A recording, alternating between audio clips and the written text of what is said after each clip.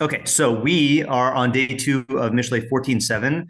Very difficult to read pasuk, and we'll see that it's. I guess it kind of makes me feel better, kind of makes me feel worse that the meforshim had equal difficulty. Okay, like they really just there's just not a real consensus on how to read it. Okay, so we'll start with what we did yesterday. So lech minegel ish ksil, go away from before or go far away from a foolish man, an ish ksil. Ubalia data sifsedas, because that's the weird phrase. And you will not know lips of knowledge. Okay. Some say, or you will not know lips of knowledge.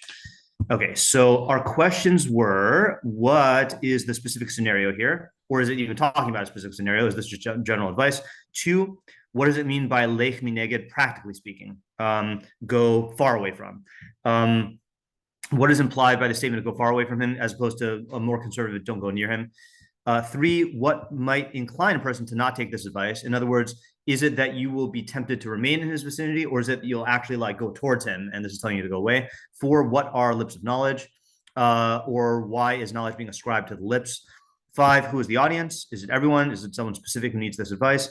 6, if we take the straight reading that vav means and, so go far away and you will not know the lips of knowledge. So then it sounds like it's saying if you go far away, then you will not know the lips of knowledge, but that's a problematic reading, which is probably why a lot of people don't take the vav as and. 7, what is the difference between a ksil and an ish ksil?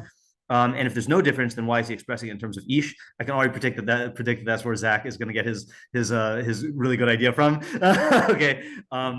8, what is the relationship between the ish ksil and the lips of knowledge? 9, if ubal means or else, what is the cause and effect relationship here? 10, what is the relationship between the two halves? Are they opposites? Is it just two clauses on the same side of the message?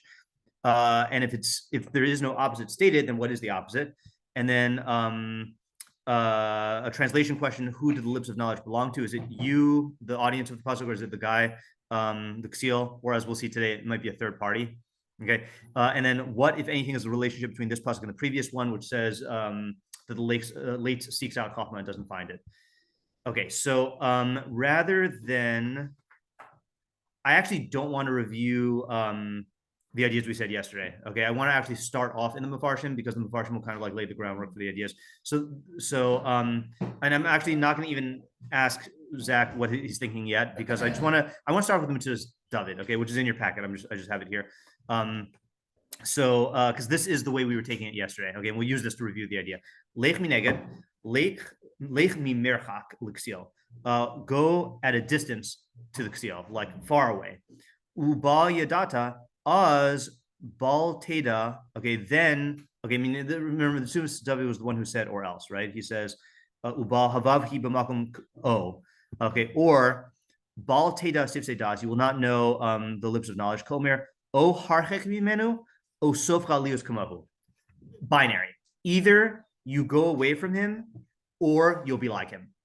Okay, so let's without quoting specific ideas from yesterday. If you have an idea from yesterday, we could go over it, but let's just get a fresh like a reset on starting off. So what is the idea here of like, you know, I think you can add a question. Why is he stating in such binary terms? You know, like this is the only choice. Like either if you don't go far away from him, you will become like him. Yeah. And also, what does far away from him means? Right. What does far away from him mean? Right. Yeah. I guess you could say for sure that far away from him at least means no interaction. Right. And the only question is like, is there a tolerable level of interaction that you could have? Yeah, Sean? Yeah, it seems like, and I think this was something that we were talking about yesterday, which is that there's this, right, the idea that if a tzaddik is surrounded by Rasham, right, he will become a Rasha, and right, if a Rasha is surrounded by tzaddikim, then they will become tzaddikim. Hold on just a second. Not bad. Yeah, that's weird because I don't think it touched anything. I think it moved the wire. Okay, there you go. Okay, all right. Sorry, I wasn't able to pay attention. Say again. Yeah. So when a tzaddik is amongst Rasham, he becomes a Rasha, and when Rasha is amongst tzaddikim, they become tzaddikim. Right. So a lot of who you are is who you surround yourself with. Right. And I think especially with intelligence, people think that they can surround themselves and maintain their intelligence. Okay, that's a good fantasy. I mean that's a good that's a good approach. Yeah. That's different than any other, like, people understand like character traits, that's something that like people pick up on mannerisms and different ways of acting and relating to people. And if people are really angry with you, then you're much more likely to get angry with another person.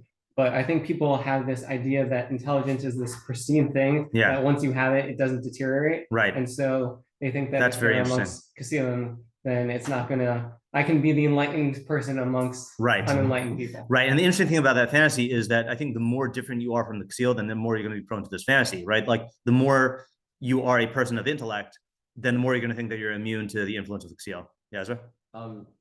So why should you go far away for this approach? Right. Well, what do you mean? You want to be surrounded by them?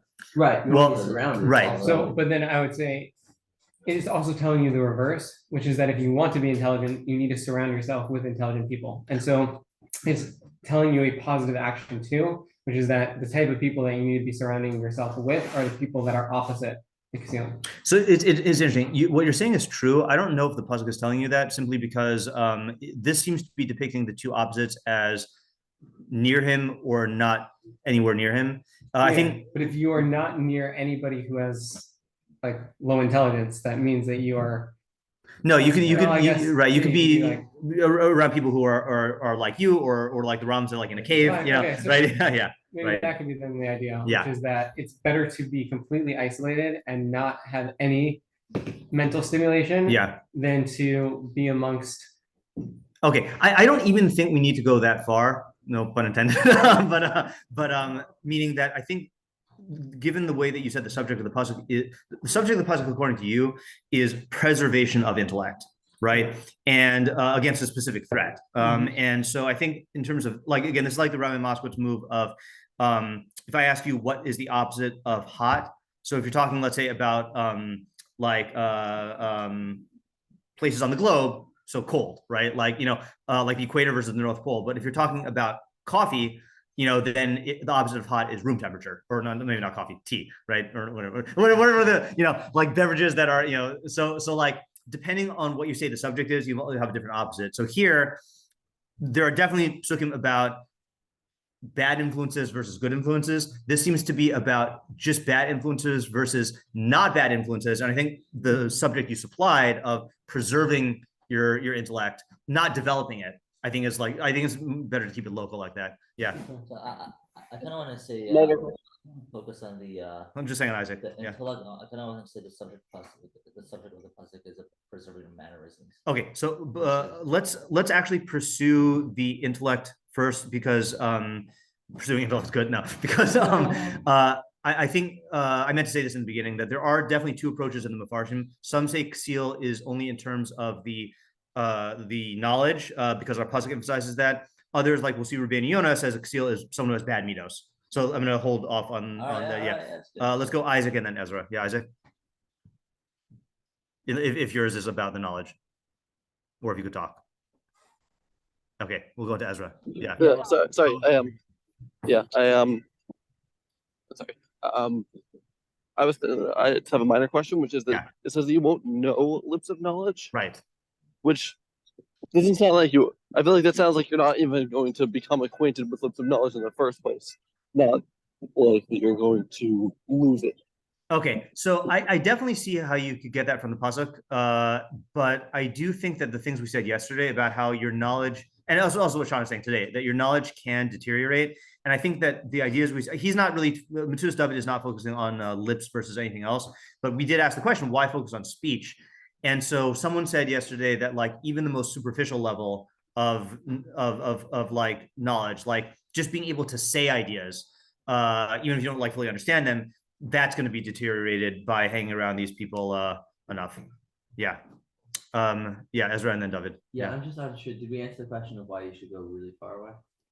We didn't answer it specifically. I think we danced around it. So we'll get more specific. Yeah, David? I think that also, even if you're not actively hanging around foolish people, if you're just near them, you will hear their ideas. Their ideas will somehow penetrate, get near you. And then I think that will start to blur the line between what is good ideas and what's bad ideas. Yeah. And then you just actually won't know when you hear good ideas whether or not this is actually a good idea or a foolish. Okay, right. Did someone say that yesterday about Bal Yadata Sifsidas that you're not gonna be able to? Was that you? Yeah, but I like that. I still like that idea. Yeah. From yesterday, I was sitting. I also have an example. Yeah. And I was sitting there doing Shemikron, and these three guys passed by. I overheard them talking about how the air that we breathe, like the oxygen is toxic, it's gonna kill us because like too much oxygen, something like that. And they're like, yeah, we literally breathe out poison. And I was like, what are you? And they were like talking about how like we're breathing in air and we're killing ourselves by breathing. I was like, what are you? And like that type of thing where like, yeah, sure, it is true that like too much oxygen, too much carbon dioxide in our body will kill us. Yeah. But like they're like talking about like how and there's like it's totally dumb and foolish, but at the same time, like you hear people talking about how like carbon dioxide is gonna kill you, and I'm like, what? And then you don't like actually know between these three guys how like no idea what they're talking about, and then like actual someone goes. Okay, I definitely hear that example. Yeah, Ezra. So do I. Yeah. Meaning, which seems to counter the idea, because then you realize that's a really dumb idea. Like, how does that? Okay, well, so I'll give you another example, right? Is I think I was listening. Oh, I meant to post this in the chat. A couple of weeks ago, I posted a very short Sam Harris clip on Israel, on the Israel situation. So he released another episode yesterday, which was like an hour-long episode about like really going into it and into, again, he's anti-Israel, but he's pro-Israel. He doesn't believe that there should be a Jewish state because it's religious or whatever. But this was much more about Islamic jihad and about people not realizing what these movements are and how like religious they are. So one of the points he made is he said that like, and we all experience this, is that we see people who are not realizing that Hamas is the bad guys, and he said that there are, he says he does, part of this comes from like insanity of all of the, progressive views and stuff like that. But he says he thinks part of it is some people just genuinely are confused, and I think that an example of this is hanging around progressive college spaces or whatever, hearing those ideas, or let's say just like I follow Al Jazeera on Twitter, and I imagine sometimes like if that was my only source of news, or BBC or New York Times, like you just are exposed to so much of the nonsense that it becomes baseline. The facts,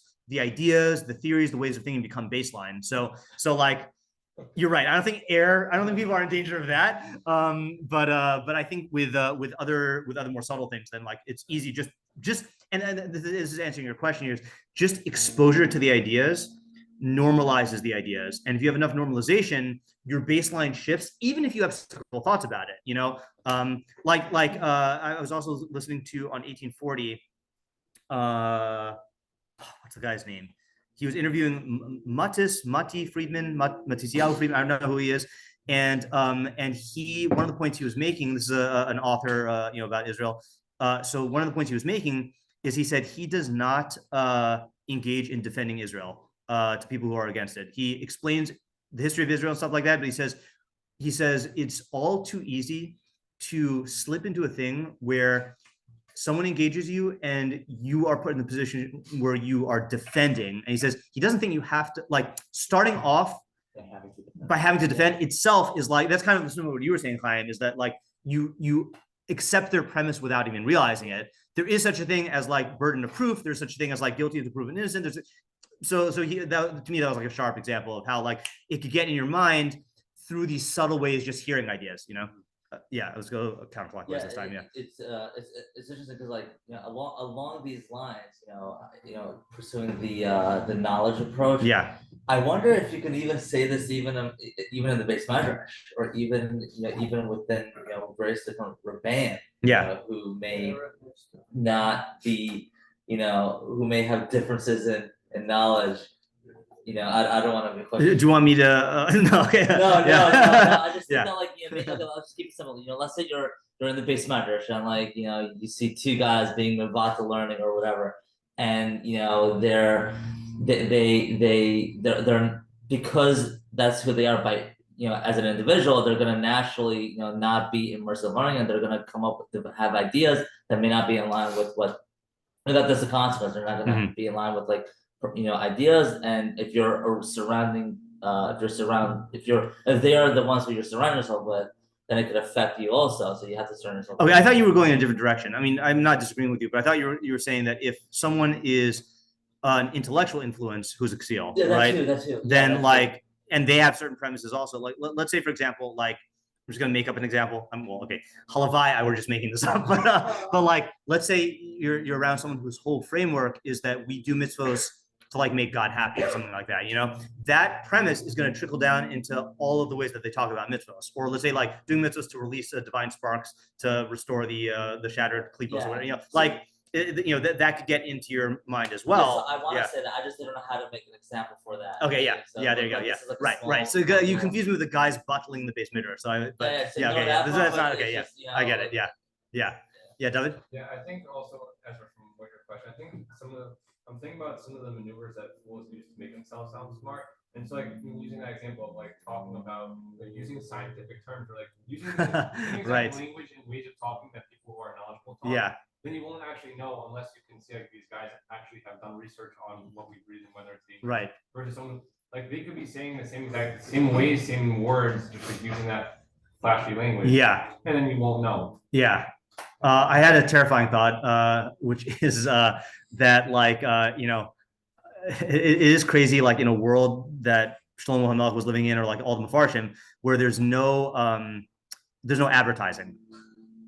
Like the exposure that we have to just advertising or just being bombarded with narratives through various forms of social media, TV, stuff like that. Like it is crazy how, in other words, this is very easy to implement if the only ish ksil you're exposed to is living, breathing, walking people, right? But to not expose yourself to the foolish lips of exposures like online or whatever, like that's a real, you have to go into a social media cave, like just not being anywhere, like it's and I was thinking of that example as well with the phenomenon that people are gradually recognizing now about echo chambers, right? That you're not familiar with the term? Okay, so there used to be, when I was growing up, at the dawn of the information age, then there was, and the internet was a thing, people had this belief that the more information there is available, then the more rational people will be, because they'll be able to evaluate all the information. But first of all, they didn't take into account the fact that people would just gravitate towards stuff that they already agree with, and easy things and flashy things, And then what started happening, the most recent thing, is where your whole experience on the internet or social media is tailored to your search history, to your trends, to your clicks, whatever. And so what happens is people get stuck in an echo chamber where they're only having their own views reflected back at them. And so the anti-Israel people are all in there, and the Fox News people are all there, and like the leftist people are all there, and everyone is just hearing their own views, And so it's very, very hard to even discern that you're interacting with the ish ksil because everyone agrees with me, But it is interesting though. Go back to from the observer's perspective. Yeah. Like I have seen, and I've shared this before. Yeah. Like there are observers who are generally confused.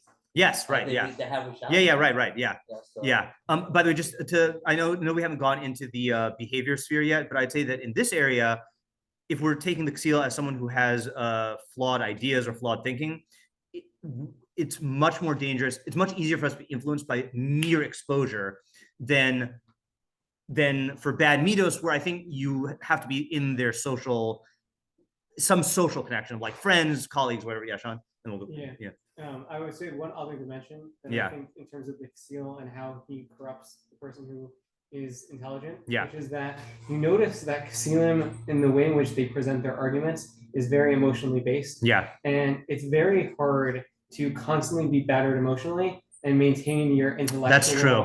There's a certain right. And so because that is the entire argument that they present is just a very emotional one that is constantly going to be triggering your emotions. Yeah. And you don't have other people to be challenging that emotional argument with intelligence. Yeah. So then it's going to wear you down. That's a really good over point. Time. And so you need to be able to have people to talk to that can present intelligent arguments and reinforce your intelligent things that you're thinking against these emotional arguments. That's really good. Yeah. So I'm trying to coin a term for that quality. My first go-to was intellectual stamina, but it's not stamina. I think fortitude might be a better way to describe it, that there is such a thing as like like you said, being worn down, not because your ideas have changed, but because you are a human organism with a mind and a psyche, and your psyche has to fuel your intellectual endeavors as well. Yeah. And so like if you notice, the terms that these people are using are very emotionally charged terms. Yeah. And that's how they're getting a lot of people to just follow along with whatever it is. Yeah. And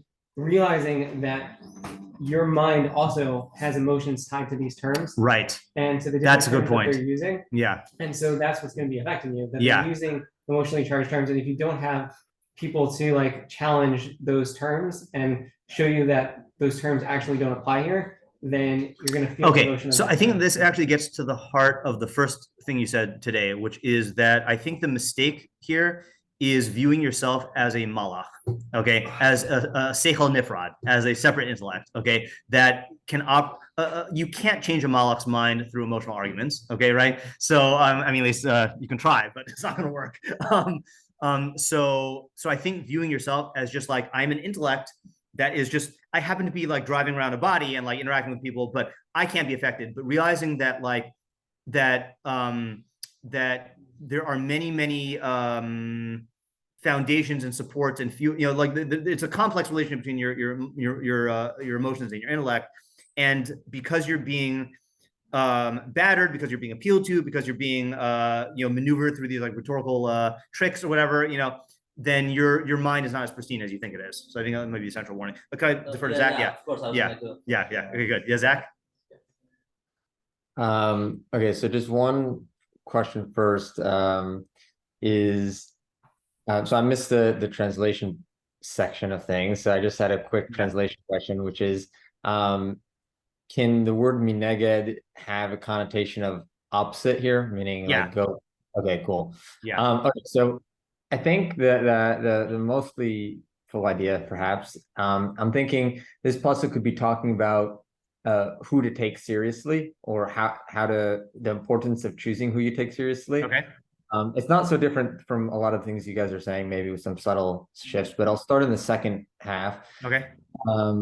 Which is that it's saying that you won't know lips of knowledge. It's not saying you won't know knowledge, it's saying you won't know lips of knowledge. So I think that the negative consequence of this pasuk is saying that you won't be able to adequately recognize the ones who speak truth. Meaning, whether that's your teacher or the sounds of voices of reasons in your life, you will lose the ability to recognize them as voices of reason. Yeah. Which is a pretty daunting prospect. Yeah. I think that is scary. Yeah. Yeah.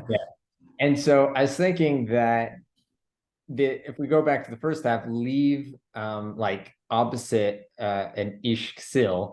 So I was thinking a couple of thoughts. One, that gave me an idea. Yeah, go ahead. Yeah. I was thinking both from opposite and ish ksil kind of are interesting things. So one is, I was thinking that an ish ksil, maybe, I think there's different ways of doing it, but just to plug something in for now, is a less overt ksil, meaning someone who's harder to identify. Okay. And from opposite means there's a specific position towards them. And I was thinking the two positions that I can think of that most readily fit the opposite format is a student teacher and a opponent or a chavruta, or someone who you're engaging in a argument or discourse with. Mm-hmm. And so my thinking is that there's a kind of thought process that maybe is common, or a way of relating to others that is common, which is learn from everybody, take everybody seriously. Right. And that's like hailed as like a virtuous way to be. Right. I mean, we do say, someone brought this up yesterday, but like, Eziu chacham halomin mikol adam, right? Who's wise, someone who learns from everyone. So you might, yeah, exactly along the lines. You might think of, oh, I'm supposed to really take everything everybody has to offer and look to them as if they're my teacher. And anybody who wants to engage with me in a serious debate, like really like take them seriously and their opinion seriously. Yeah. Problem is if you really put everybody in that same position, then those positions have weight. The people who you put opposite you, the people who you look to for knowledge, they have weight, and our mind naturally starts turning it into some sort of democracy of knowledge. We say all these people of voices in my head that have shared their knowledge with me, I have to kind of sort that out and come to aggregate. Yeah. But then you lose that ability to distinguish the real voices of reason. Yeah. Saying be cautious in giving that position to fools, meaning just because someone has something to share, just because someone wants to have a serious debate with you, just because someone wants to teach you something, doesn't mean you really should take them seriously. Pause and think whether you should give them that position. Okay, that's very good, and it's very good, and it triggered another approach in me, which I'll call on Chaim first, and I'll state my I had two thoughts on this. Yeah. I had two thoughts on what I was saying. One is like I feel like another reason that people like they have this feeling that I have to go. Hold on, Zach, can you hear him? No? Okay. I can talk louder. Yeah, talk louder and then I'll repeat, I guess. Yeah. Okay. I feel like another reason that we fall into this trap of like listening to everybody is because, at least for me, like I don't know if this is a thing that a lot of people have, but like for me, it's like if I'm not looking at other sources, then I'm just saying that like there's some validity there, and if I go there, then I'm gonna be like gonna find out that I'm wrong. And whatever. But like I think like what Zach's saying is like like that's not true always. Like it could be true that you're wrong on something and you need to like look at a different place. Yeah. But like you also risk like exposing yourself to all these like wrong ideas, and it's better to like stick with like what you know and like what Okay. your teachers. Can I respond? Yeah. Okay, I just want to make a distinction. I think the Meneged here plays a crucial role because I think in the idea, at least that I was suggesting, and maybe there's other ways to come out with a similar idea, but at least the distinction I was trying to make is that I wasn't necessarily advocating not researching or not looking into other positions or even having conversations with people that are potentially Ksilim or Ish Ksilim. What I was rather saying is that there's a certain level of seriousness that you give to a certain position of being when you're opposite someone and when you really take their opinion as valuable as your own, if not more. And it's a different type of relating to that. So when a teacher tells you something that you don't agree with, you put it on a pedestal of like, I need to figure this out. When you're or someone who you're having a serious debate with, who you care about their opinion, tells you something that doesn't make sense, you invest yourself in saying, wait, I really need to put this in a way, I need to work on trying to figure this out. As opposed to, for example, a Wikipedia article, right? Which says which you're not going to put on that pedestal. Yeah. Right. Or exactly. Or even someone who you don't know, or before you even engage in someone, like if you just overhear someone's argument before you decide to take them seriously in your heart, the way you weigh that information is very differently. Yeah. And so I think it has to do with putting it in that position of really opposite. You. Oh, yeah. Okay, good. I think you're gonna like my variant on your idea, but Okay, yeah. Just a clarification on it. So it's not saying don't debate them, rather debate them with the grain of salt. I think I'm saying you're saying avoid them, right? So I'm saying that there's you have to kind of look into your own heart. So I think for me, if I engage someone in a debate, there's a certain amount of validity that automatically happens, even if I think they're wrong. The fact that I'm taking them seriously. Right. So it doesn't mean that if there is a way of asking them questions without debating them or without taking them seriously, which I think could be fine. And you'd be like, oh, interesting. So you think that? Oh, interesting. Yeah. I could think about more how to like develop principles to like, I can give that some more thought, but the idea I was trying to get across is that by putting someone opposite your ideas, you validate them to a certain degree, whether they're an opponent in discourse or a teacher. And it's more avoiding that placement in your heart of putting their. I'll give you another example of how you could engage them and not fall into that trap, and how you have to know yourself is like, I don't know, I feel like we don't get into these arguments as much, but there are Jews who will often get baited into debating scripture with Christians, and like, that's another area where like you can end up like falling prey to that. But if you're someone like Tovia Singer, who has made it his goal to completely like dismantle all these people. So he is taking them seriously, but he's taking them so seriously that he'll say again. Yeah, that he could really see how wrong they are. So I think that's like, there are the two sides here on what Zach's saying. It's like, there's a way to engage their ideas minimally without exposing yourself to this danger, or there's a way to engage their ideas maximally where you're not in danger, but it's this like being machshav them, giving them a certain like, I don't know who that guy is, Tovia Singer, but I don't know, like, it's hard for me to comment on that specific example, but I mean, I did once debate a Christian on a flight to Israel. It was a lot of fun. And no escape. There was not one point where I considered the validity of his argument. Right. Yeah. He ever said, I was like, no matter what he's going to say, it's going to be a laughable argument. It's just going to be a matter of, will I be able to have the articulation to explain? Right. Okay. So it's like that preset perception, like his perspective is an unworthy perspective, and I'm not even going to take it seriously. So that I avoided that, like putting it wasn't like my thoughts versus his thoughts. Okay. It was like, so just in the interest of time, are you commenting on what Zach's saying, or have a different idea? Something relating to what Zach said. You comment on that, and then I want to say my version of what Zach is saying, which I think is going to be, well, we'll see which one's better, but I think it's going to fit into the words better. And then one thing that Zach was making me think of, and so far I was looking at who these people are. I think being careful about like the anchor principle of, if you don't think about, when you hear something for the first time, if you don't think about hearing this from a Kasil versus hearing about this from someone knowledgeable, then you're going to assume that as being fact. And then if you were to say, here's something from Kasil that's incorrect, and then if that's what you accept as truth, and now you hear something from someone who's knowledgeable that is neged and is different and argues with what you heard from the Kasil, now you're going to start having already a bias and going against the actual Chokhmah because you anchored yourself toward the Kasil because you didn't think about that character. Yeah, all right, that's good nuance. All right, so here's what I want to say. Okay, again, I think this is Zach's idea, but I'm just interpreting the pasuk, the words differently. We've got to put on our AP English cap or our Aristotle rhetoric cap. So Aristotle basically like founded the science of rhetoric, which is the art of persuasion.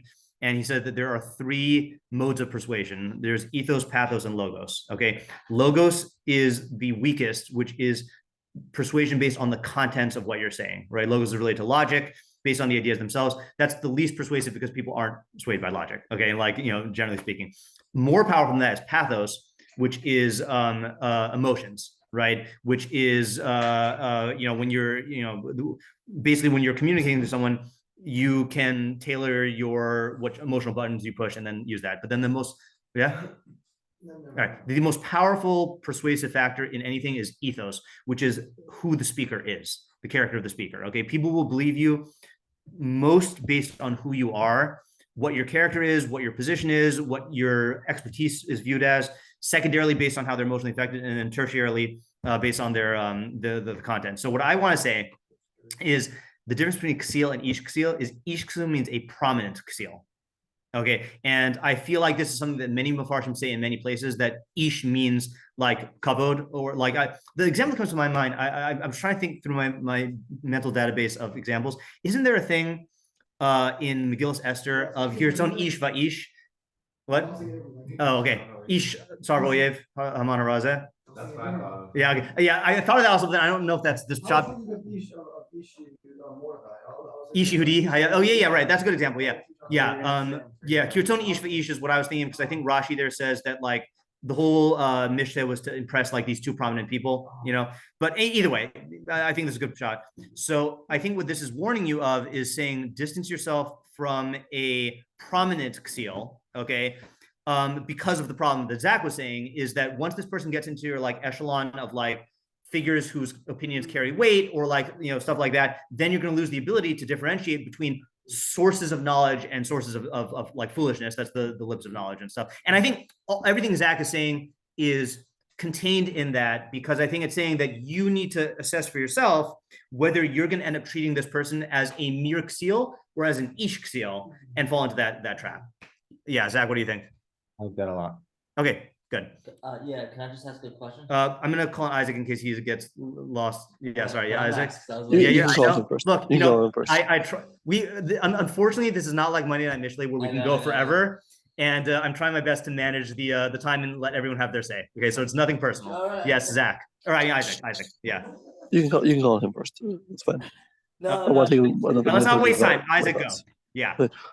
Yeah. Shoot, I forgot. Okay. All right. Yeah. Sorry.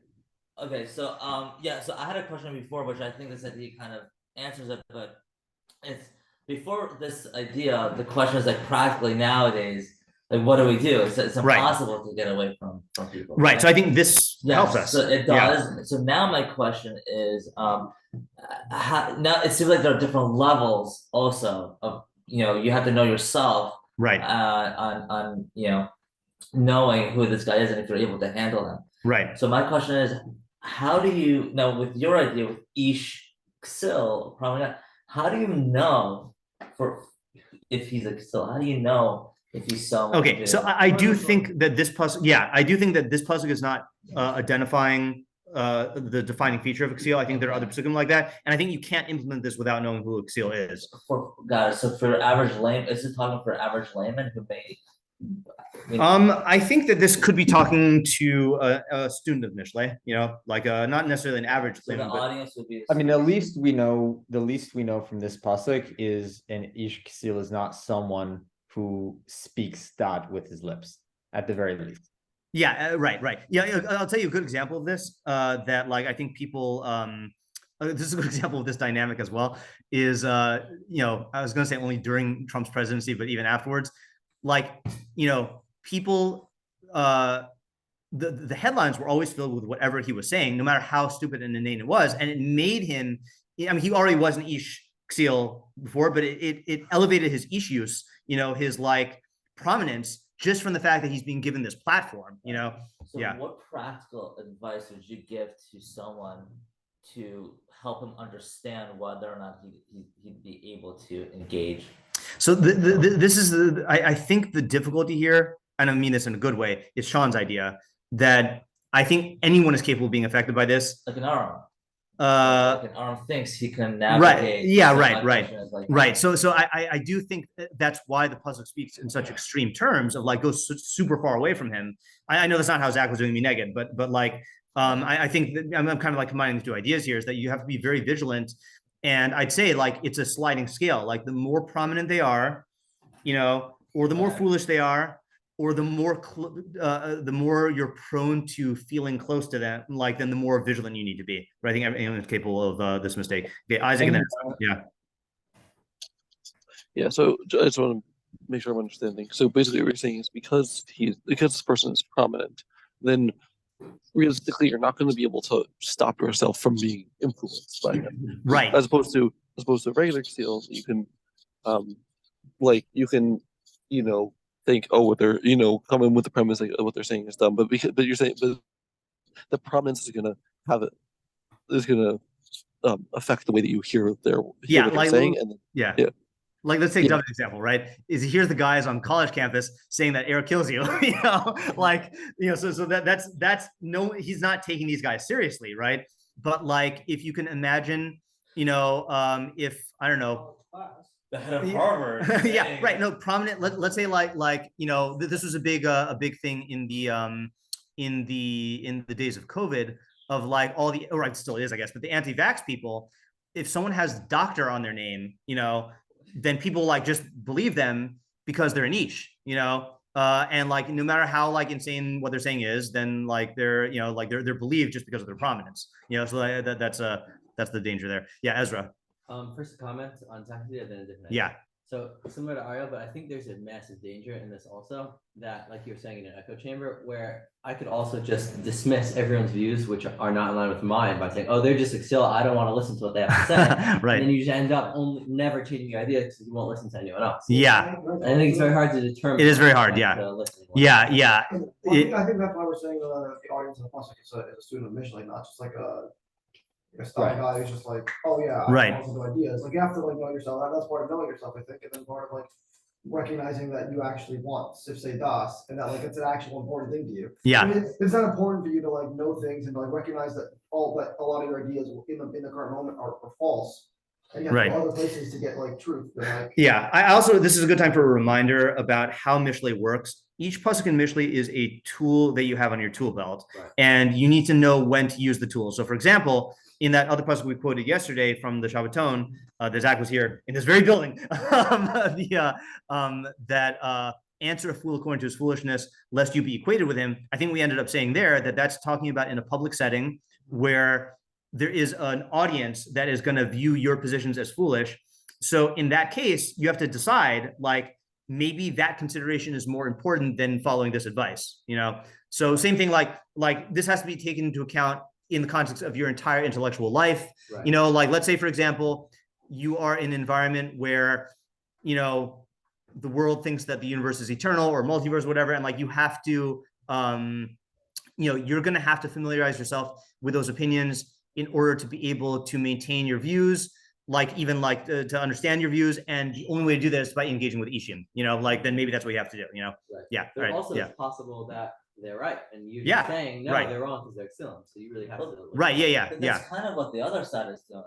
You gotta think about it. I mean, like the masses on the Protestants, they're not even engaging. Oh, like this Yeah. is Right. the real news. The echo Like, chamber. they're Right. That's the literally problem. just Yeah. saying, Right. Yeah. Yeah. You're right. Yeah. But I say that there is a different thing here. Okay. The difference is, okay. So this might address your question, not like giving you a practical test here. I think you're talking about in a particular area, right? That like when you're, in any given position or any given topic, then, you have to be wary of like falling into this echo chamber. To get back to the spirit of Zach's idea here is losing the ability to discern the difference between someone who is a source of knowledge and who's not. Like, I think that's the ultimate concern that the pasuk is highlighting, is like the more you give chashivus to ish ksilim, to anshe ksil, bad name for a shul, then you're going to lose the ability to find sources of knowledge to develop your own thinking. So I think if you view this on an issue by issue case, then I think your concern is legit.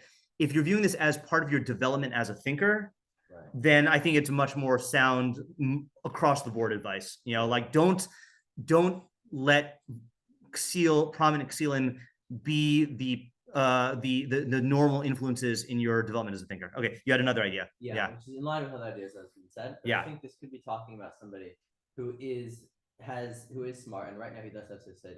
Yeah. So if he actually did engage with an Ishksil and talk to him and have a debate, he'd easily be able to show why he's wrong and not be fooled by his arguments. But because of that, he falls into the trap, similar to what Sean was saying, of, oh, Ishksilim aren't going to affect me because I could just look at their arguments and realize how stupid they are or whatever.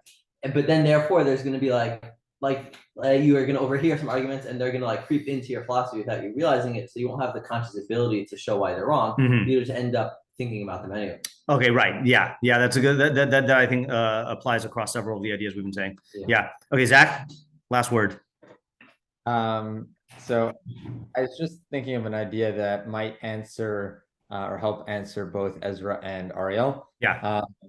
Which is, meaning, because they were both kind of looking at different sides of the spectrum of, how do you avoid it? And then how do you avoid, meaning how do you avoid hearing ksilim, and how do you avoid not hearing any other, how do you not avoid not hearing any other ideas besides your own? Right. Anyway, so I was thinking that a distinction could be similar to hearing chachma from Masorah versus just hearing chachma from any person. Okay. I mean, there's different ways we can treat chachma. There's a way of treating it as this has a Masorah, so I need to work to understand this idea and this truth. And then there's something that doesn't have a Masorah. And if someone says it, you don't accept it in the same way. You say, I'll decide whether or not this chachma or not. Right. And so you can have many voices that you just hear, and you just say, oh, this is one of the many voices.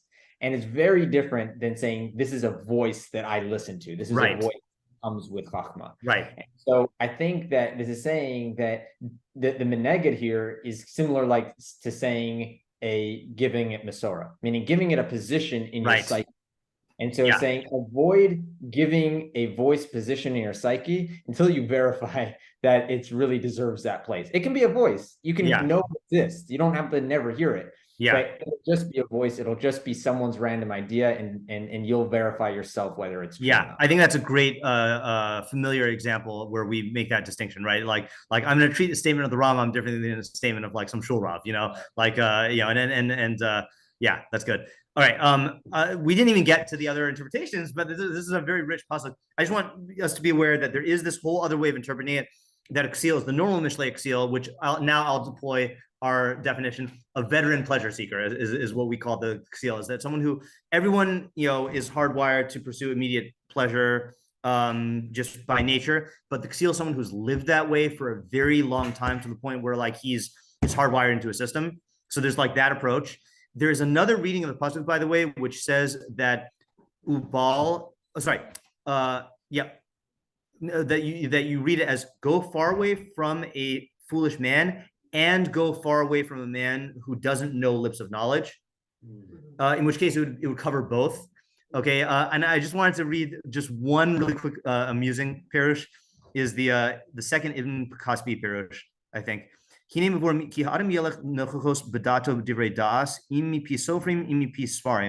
he says a person will go, I don't know what he means, nechokos bedato, straight in his mind with words of knowledge, either from scholars or from books.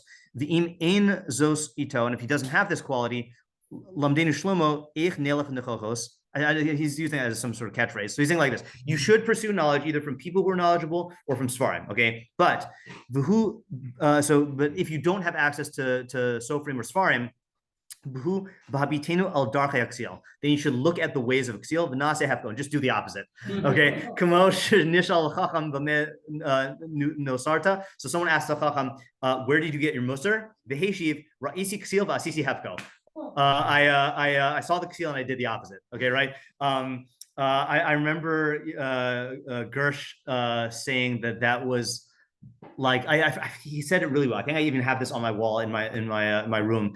That like the best default advice is just look at what all the fools are doing and just do the opposite, you know. And there's an episode of Seinfeld also where George just does the opposite of what all of his inclinations are, and then he ends up like being very, very successful, you know. So I think he's learning it as Lech Minegel Ish Ksil. I don't know how he's reading the pasuk, but I think someone said something yesterday about how like someone set up shot, and I responded by saying you could still learn from the fool by like observing his behavior and seeing what not to do. And I saw that he's saying that as well. Okay, there's a lot of other mefarshim here. We Funny, that Seinfeld thing I feel like could be read in this pasuk as well. Like you can say that Ish Ksil is yourself, you, the man. Right, that's good.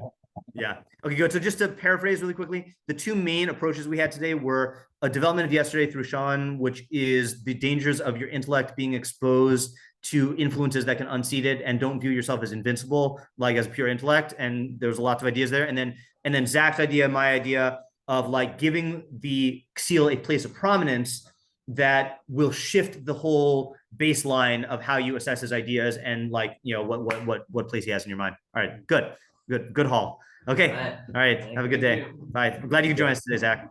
Yeah, thank you. Bye.